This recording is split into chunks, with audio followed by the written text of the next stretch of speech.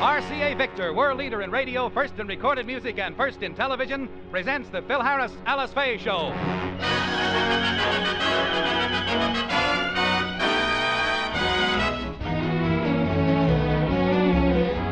For your enjoyment, here is the Phil Harris, Alice Faye Show, written by Ray Singer and Dick Chevrolet, with Elliot Lewis, Walter Tetley, Robert North, Janine Roos, Ann Whitfield, Walter Sharp in his music, and yours truly, Bill Foreman.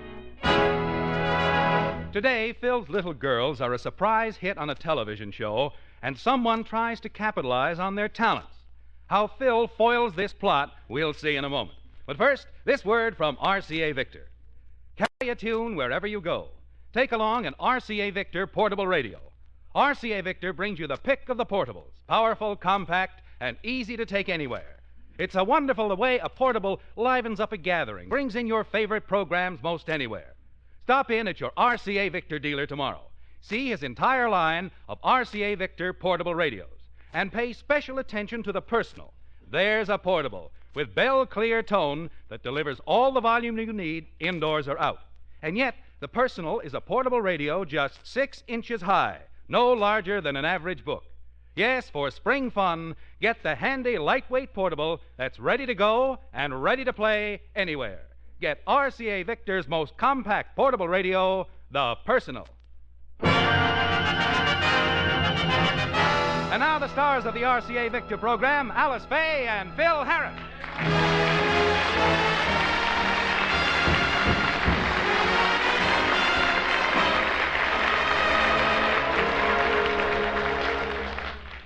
A new television show has just started in Hollywood. It's a variety show featuring the children of famous stars. Today, the Harris children are appearing on it, and Phil and Alice are bursting with parental pride. They're at home, glued to their television set, waiting for their girls to make their appearance. Gee whiz, Alice, the show's been on 20 minutes. When are our kids going to be on? Oh, quiet, Phil. Here comes the master of ceremonies with a little boy. Let's listen. All right, let's step right up to the microphone, son. So you want to be an actor, eh? Yep. You want to go into motion pictures? Yep. You think you'll be as good as your father? Yep. Thank you, Gary Cooper, Jr. I thought they'd never get that kid to stop talking. Oh, isn't he adorable? And he looks just like his daddy. Yeah, only 4 years old and he's 6'3". Hey, honey, I wonder when our kids are going to be on. And now, ladies and gentlemen, we're happy to present the daughters of two famous stars. Oh, here they come now. Yes, folks, we take pleasure in presenting you little Alice and Phyllis. But first, a word from our sponsor, Levy's Love Seats. Levy's Love Seats. Yes, Levy's Love Seats, the cornerstone of home entertainment for 3 generations.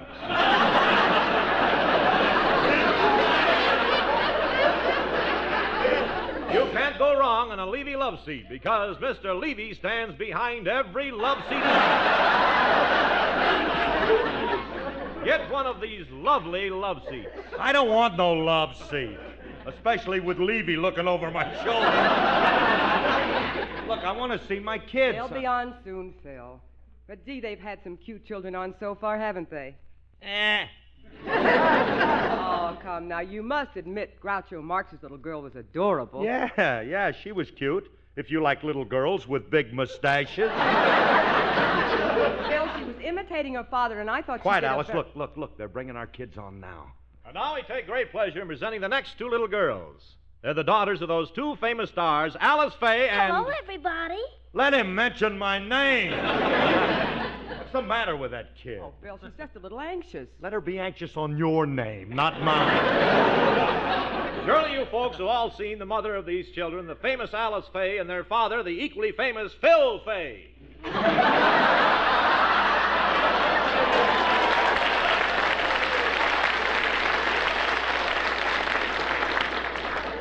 Oh, I'm going to lump that guy's lousy love seat. Mister, that's not my father's name. Oh, Phil, the poor child is nervous. Now, don't be nervous, little Alice. What is your father's name? It's, I can't remember. Oh, that kid's been popping her bubble gum to her. She can't remember her own father's name? Oh, I I remember now. Daddy's name is Phil Harris. Oh, of course, Phil Harris. Why, everybody knows Phil Harris, the famous, he's the well-known, what did he do again? Oh, I've got to put a knot on his head.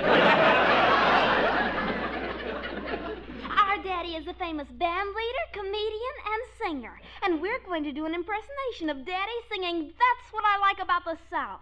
Wouldn't you rather recite a poem, darling? No,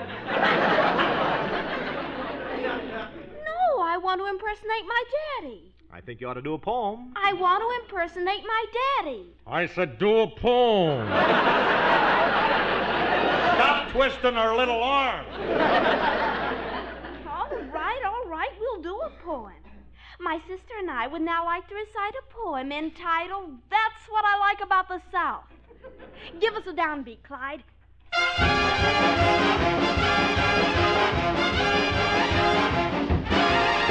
Won't you come with me to Alabama? Let's go see my dear old mammy. She's frying eggs and broiling hammy, and that's what I like about the South. Yeah!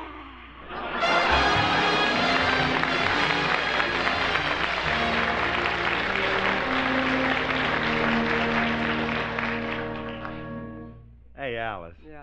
Oh, honey, weren't our kids just great on that show? I can't wait to see Bing Crosby and tell him about my kids.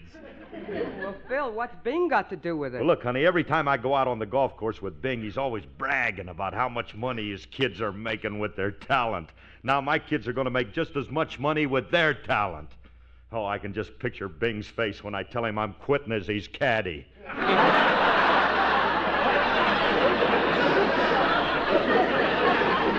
Hey, Phil, didn't you just love the way little Alice impersonated me singing, What Good Is a Gal Without a Guy? Sure. She sounded as good as you do. Oh, I wouldn't say that. When I sing it, it sounds more like this.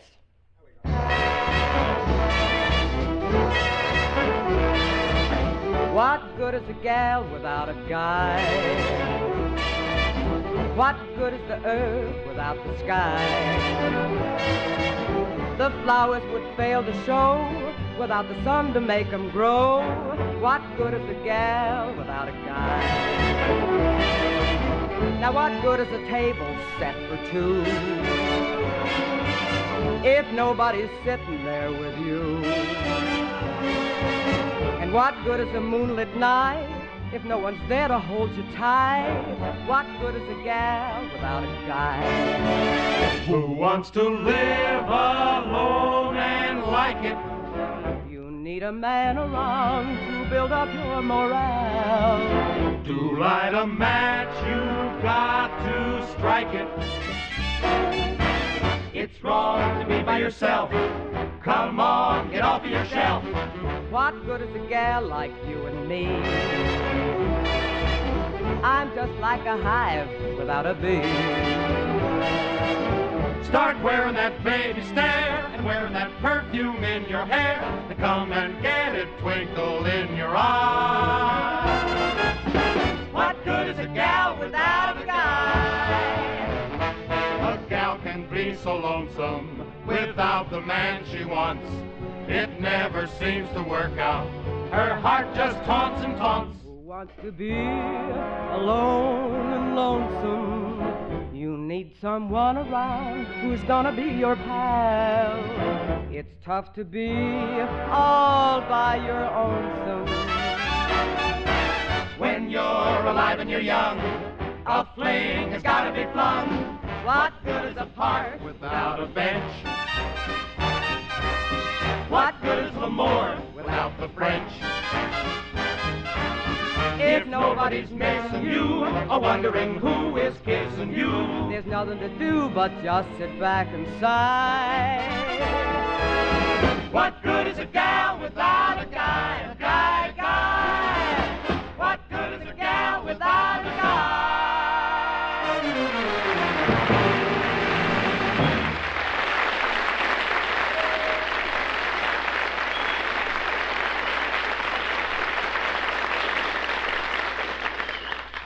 Well, Alice, our little starlets are home. I just saw them getting out of the cab. You know something? I can't wait to tell them how great they were. Now, wait a minute, Phil. I don't want you making a fuss over them. It's liable to go to their heads and spoil them. Not my kids. They're modest and unassuming. They're as great as their father. And they have the same touch of humility that makes me so lovable. Oh, Wanda, please. Now, just don't let them know how good we thought they were, because I don't... Oh, no, Mommy, Daddy, we're home. How did you like us on television?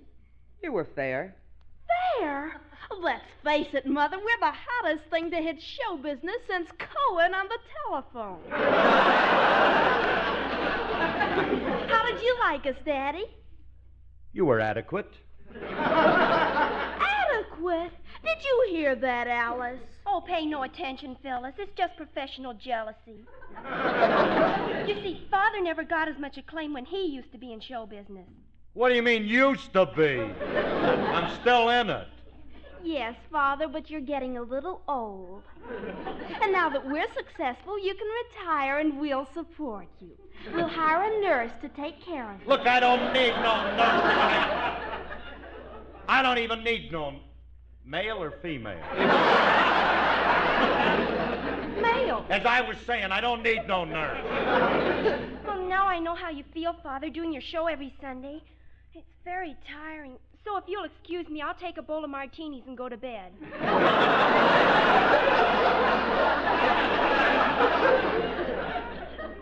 What are you going to do? I don't know, but that's what you always say when you come home from your show. Now, that does it. I'm not going to have my children acting like a couple of spoiled brats. You're through with show business. I don't think our agent's going to like that. What agent? The one who signed us as his clients right after the show. He said he's going to give us 10% of everything we earn. He's going to give you 10%. He's the one that's supposed to get the 10%, and you're supposed to get 90%. I ain't going to let nobody be your clients. That don't make sense, does it? I better read that again. I ain't going to let you be his client.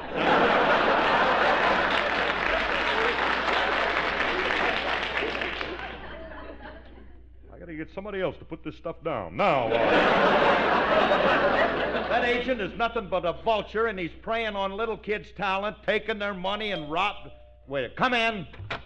Hi, Curly. Oh, hello, Remley. I'm glad you're here. I want to tell you about a no-good chiseling... Now, later, Curly.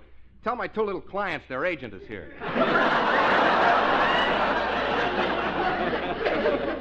Remley, not you. Well?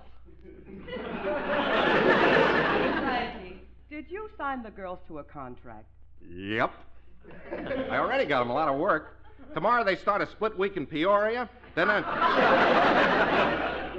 got them booked for 3 days in the pastrami room at Linny's Delicatessen. Frankie... They get $12 a week and all the coleslaw they can eat. Look, Remley, I just want to know one thing. Now, the girls told me that you're keeping 90% and that they're only getting 10%. Well, they read the small print, huh? Yeah. Curly, it's true that I'm keeping 90%, but not for myself.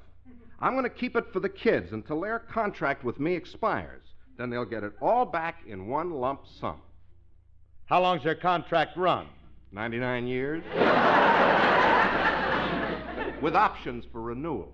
Nice try, kid, but it ain't going to work because the contract ain't legal. You forced them to sign it. I resent that. I did not force them, and I'll prove it to you. Alice, did I force you to sign this contract? Yes. Oh. Did I hold a gun to your head? Yes. Was it loaded? Yes. Did I pull the trigger? No. You see, the kids were free to do as they pleased. Friendly, what's the matter with you?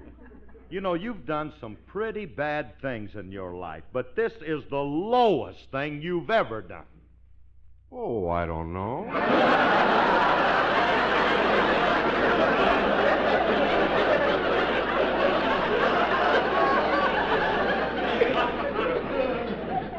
I don't think this compares to the time I put gunpowder in my grandmother's toothpaste and she went around shooting her mouth off. All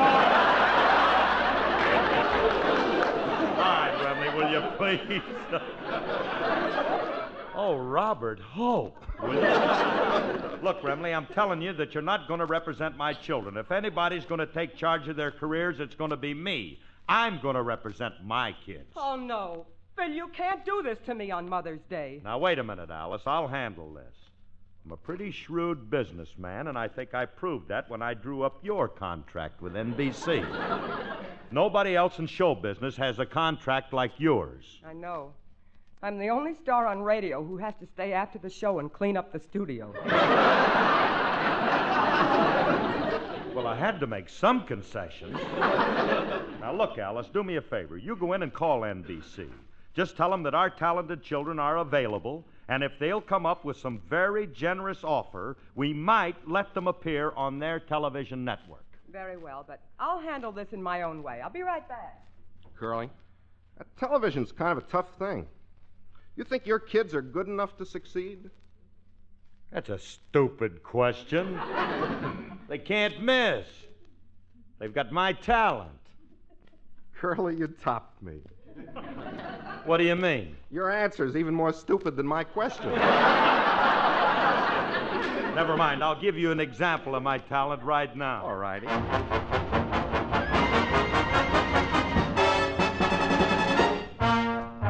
In my dreams I seem to hear a whistle shrill, like the whippoorwilling of the whippoorwill. In my ears I hear it ringing, and the past to me it is bringing. It reminds me of the dear old Mississippi, when I loaded cotton on that stern wheel ship. Roused about, knocked about, they were the happy days, there's no doubt. On the Mississippi, where those boats go puffing along. On the Mississippi, people all go dippy when they hear a little bit of ragtime melody. It seems I hear them singing, see them bucking, winging, hear those banjos ringing. Woo, my heart is clinging to that Mississippi, dear old Mississippi. That's where I was born.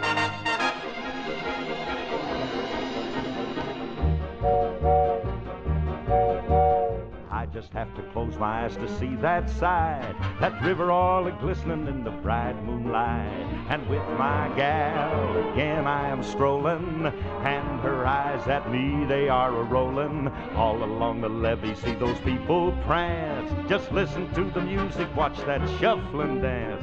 Lordy me, can't you see that there is only one place for me, and it's on that Mississippi, where those boats go puffing along.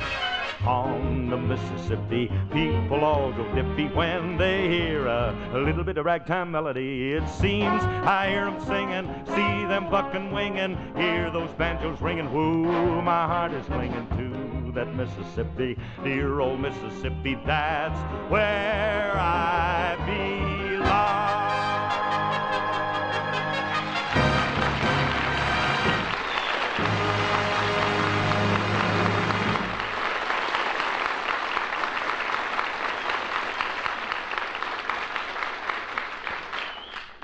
Curly, that was splendid.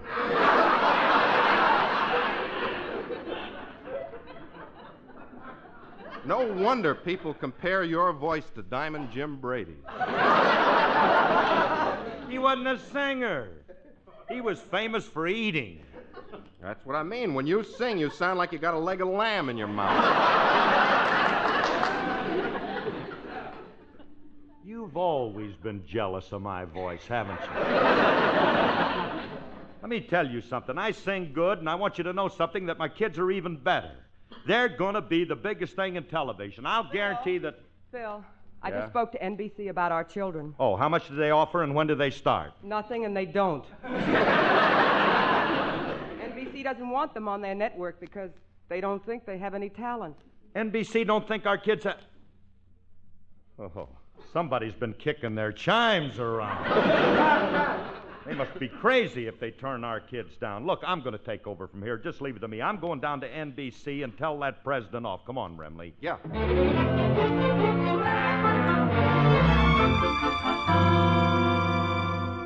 And another thing, I ain't afraid of you or NBC. I don't care how important you are. You can't scare me. But, Mr. Harris... Don't interrupt. I'm a pretty big guy on this network myself. I'm a star. And unless you put my kids on your television network, I'll have your job.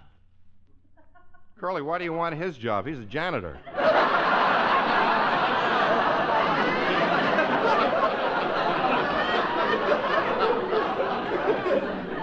Oh, he's not the president. That three-button suit and the celluloid collar fool me. Oh, here comes the president now. Tell him. Oh, that's a president. Huh? Don't worry, I'll tell him to. Pardon me, Mr. Gruner. Well, what do you want, Harris? I'm a busy man. Well, sir, Why, you look attractive in that sanforized seersucker suit. Did you have that suit made, or did it just grow like that? Frankie.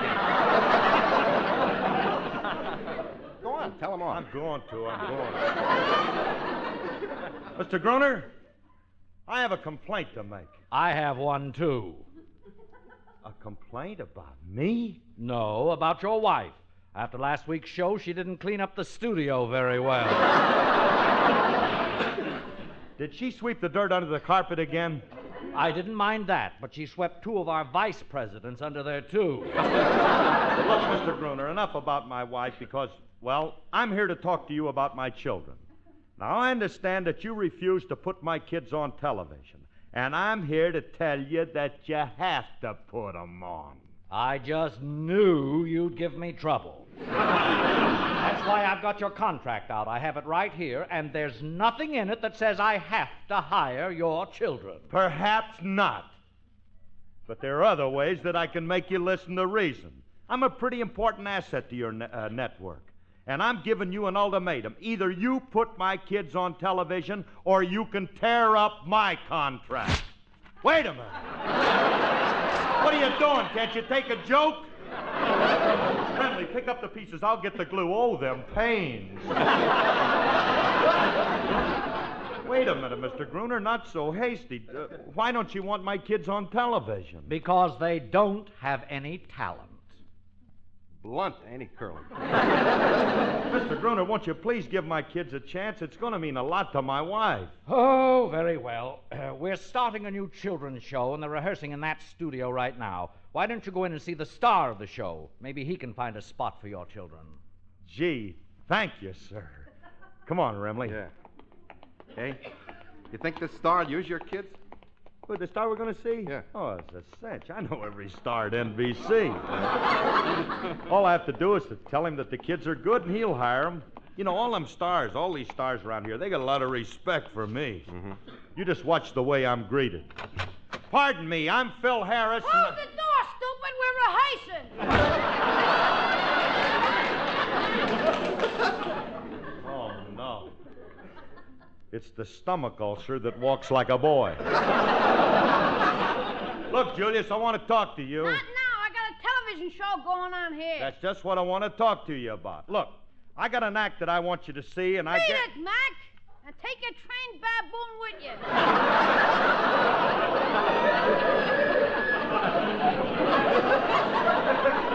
What are you talking about? I ain't got no trained baboon. I just came in with...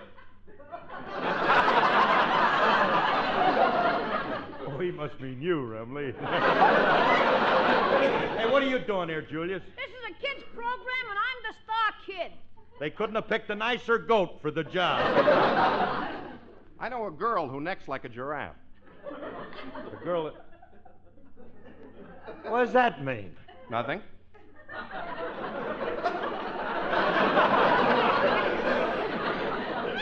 I just want to get in on this animal routine. Hey, Julius, I'd like to ask you something. What? Tell me, what nearsighted sponsor hired you to be the star of his television show? Don't try to be funny.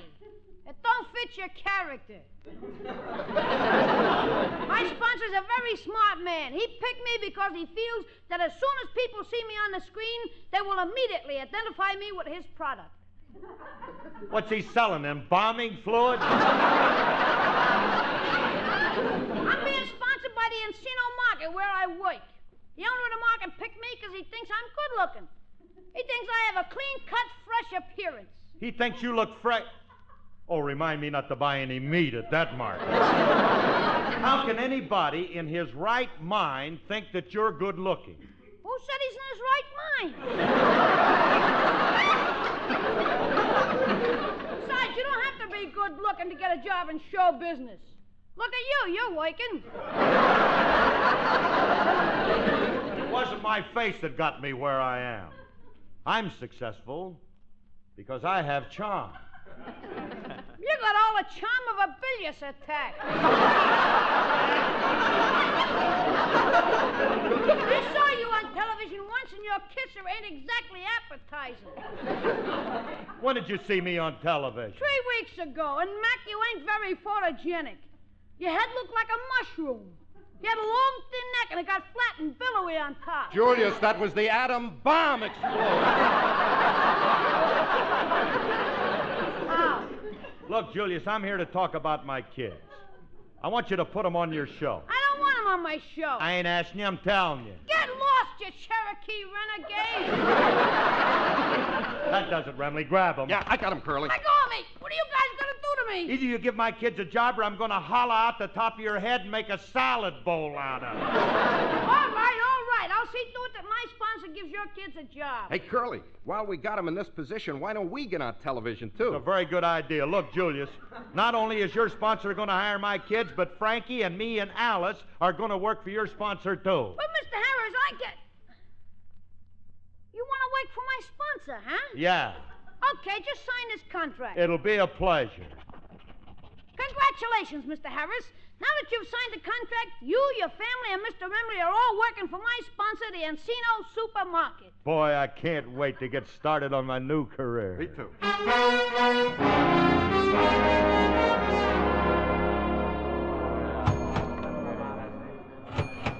Strawberries! Strawberries! Get your fresh strawberries here. Order a box. Rutabagas, avocado, cashew nuts. Fine contract you signed, Curly. Well, Julius tricked me. I thought it was for television. How was I supposed to know we signed to work at the market for the next 3 years? I hope you get hives from those strawberries. Get what? Hives. Oh, hives. And I've worked so hard in my life. What are you kicking about? Look at my kids over there watering down the lettuce. Look at my poor wife. Oh, Alice. What do you want? Why don't you rest a while, dear? You've been stacking them beer cases all morning.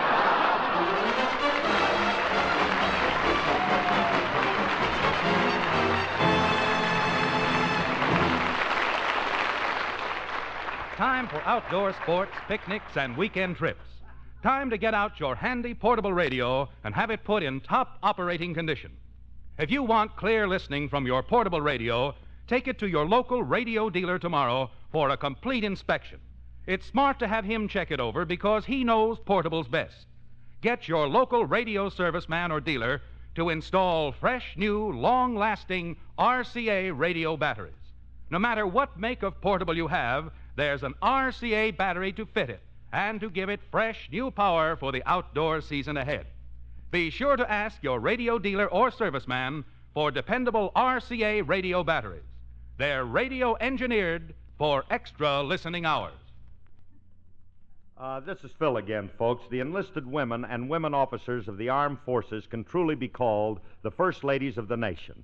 72,000 young women are needed by July the 1st. So check your favorite service, Army, Navy, Air Force, Marine, or Nurses Corps right away. Thank you, and good night, everyone. Good night, everybody. This program is produced and directed by Paul Phillips. Remember, whether you're buying a television set, a radio, a Victrola phonograph, or records, put your faith in the cornerstone of American home entertainment for 3 generations. RCA Victor, world leader in radio, first in television. Next, Theater Guild on the Air presents Prologue to Glory on NBC.